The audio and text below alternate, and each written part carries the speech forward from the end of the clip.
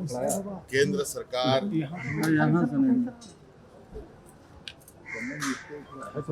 जिस तरीके से हमारे देश के प्रधानमंत्री रेडियो के माध्यम से, टीवी के माध्यम से अपनी मन की बातें बोलते हैं,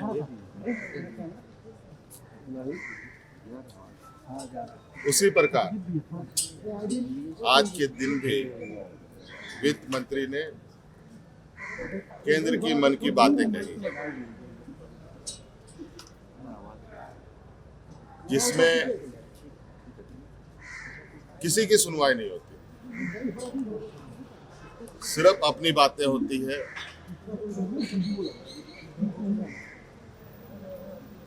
और अपनी आदेश होते हैं। ना इसमें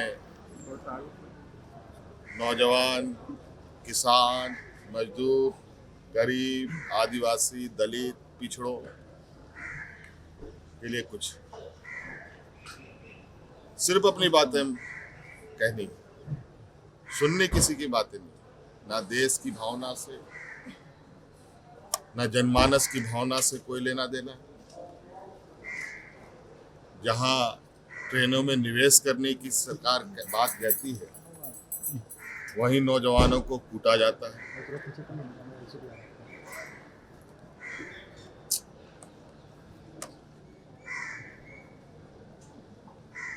और जिस तरीके से देश की कंपनियां बिक रही हैं,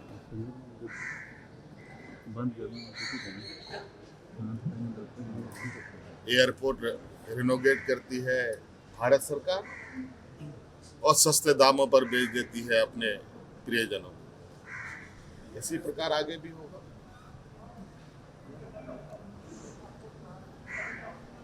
अभी इंफ्रास्ट्रक्चर में बजट बढ़ाने की बात कही गई है,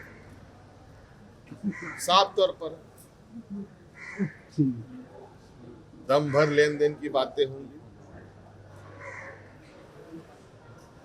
LIC बिकने की कगार पर, बहुत जल्द आपको इसकी सूचना भी मिलेगी।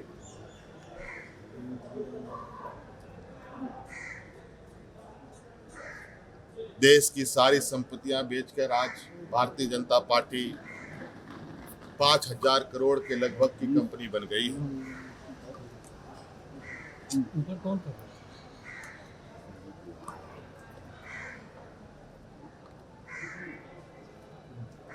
ये बिल्कुल प्रधानमंत्री जी की मन की बात की तरह है।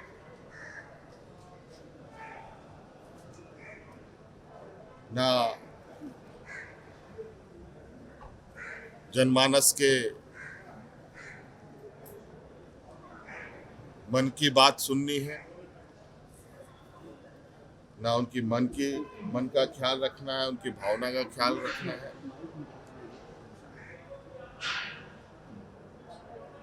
ना किसी भी तरीके का देश की भावनाओं का सम्मान। तो कुल मिला जुला कर स्टेट्स का एलोकेशन बढ़ा, एलोकेशन बढ़ाया नहीं गया। जो अनुदान केंद्र सरकार और राज्य सरकारों के बीच में आर्थिक सहायता के रूप में मिलता रहा है, वो अब कर्ज देंगे राज्य सरकारों। 50 साल तक अब ऋण के तले राज्य सरकारों को